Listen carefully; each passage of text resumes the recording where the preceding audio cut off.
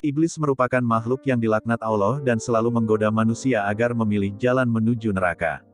Sejak awal diciptakannya manusia, yakni Nabi Adam, iblis sudah menunjukkan permusuhannya. Ketika Allah memerintahkannya untuk bersujud memberi hormat kepada Nabi Adam, iblis menolak karena rasa dengki dan takabur. Dia merasa dirinya lebih baik daripada Nabi Adam. Kebenciannya itu membuatnya memilih untuk durhaka kepada Allah. Iblis rela dikeluarkan dari surga dan menjadi makhluk terkutuk sepanjang masa, daripada harus hormat kepada manusia. Iblis pun bersumpah akan menjerumuskan manusia agar mengikuti jejaknya. Sejak lahir hingga manusia menuju ajal, manusia tidak akan pernah lepas dari godaannya. Mereka tidak akan membiarkan Bani Adam menjalankan perintah Allah dan Rasul-Nya. Banyak yang berpikir dan bertanya-tanya, jika iblis memang sejahat itu, mengapa Allah tidak membinasakannya saja? Allah tentu tidak menciptakan makhluk ini tanpa tujuan. Terdapat sebuah kisah saat Nabi Sulaiman menangkap seluruh iblis dan memenjarakannya selama beberapa hari. Lalu apa yang terjadi? Apakah manusia hidup dengan bahagia? Seperti yang diketahui, Nabi Sulaiman adalah raja yang agung dan memiliki kerajaan yang besar sekali. Wilayah kekuasaannya sangat luas dan banyak musuh yang tunduk kepadanya dari berbagai golongan, dari golongan manusia, binatang, jin, bahkan iblis. Suatu ketika, Nabi Sulaiman memohon kepada Allah untuk menangkap iblis dan memenjarakannya. Ya Allah, Engkau telah menundukkan padaku manusia, jin, binatang buas, burung-burung, dan para malaikat. Ya Allah, aku ingin menangkap dan memenjarakan iblis, merantai serta mengikatnya, sehingga manusia tidak berbuat dosa dan maksiat lagi.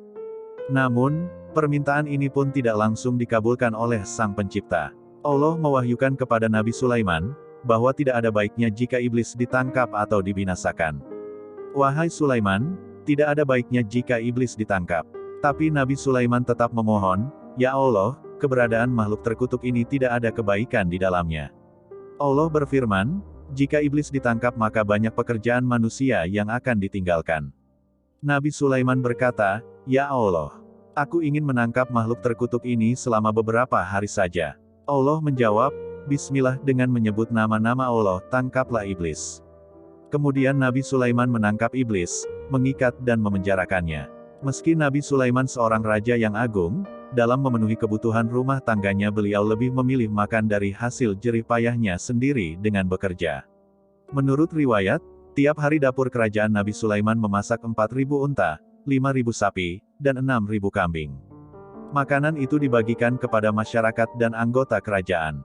Nabi Sulaiman adalah pemimpin yang sederhana, beliau selalu makan dari hasil usahanya sendiri dari berjualan tas. Setelah para iblis ditangkap, pada suatu pagi Nabi Sulaiman mengutus pekerjanya untuk menjual tas-tas buatannya ke pasar. Namun ternyata pasar tutup semua dan tidak ada yang berjualan. Lalu mereka memberitahukan hal itu kepada Nabi Sulaiman.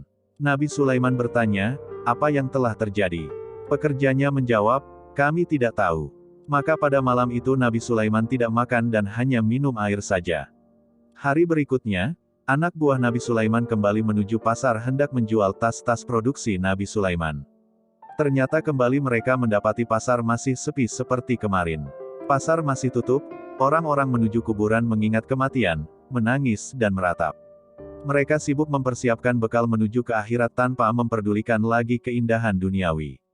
Nabi Sulaiman heran dengan sikap yang masyarakat seperti itu lalu bertanya kepada Allah. Ya Allah, apa yang sebenarnya telah terjadi? Kenapa orang-orang tidak bekerja mencari nafkah? Lalu, Allah mewahyukan kepada Nabi Sulaiman, Wahai Sulaiman, engkau telah menangkap para iblis sehingga akibatnya manusia tidak bergairah bekerja mencari nafkah. Bukankah sebelumnya telah aku katakan kepadamu bahwa menangkap iblis tidak mendatangkan kebaikan? Setelah mendapat jawaban dari Allah, maka Nabi Sulaiman segera melepaskan iblis dari penjara. Keesokan harinya, orang-orang kembali ke pasar, mereka membuka kiosnya masing-masing. Orang-orang kembali bersemangat bekerja mencari harta dunia untuk makan dan memenuhi kebutuhannya. Dari cerita tersebut, berarti kita tidak boleh berprasangka buruk terhadap ciptaan Allah meskipun kita anggap jahat, tidak berguna bahkan menimbulkan masalah. Sebab Allah Maha Tahu atas apa yang Dia ciptakan. Wallahu alam bisawab.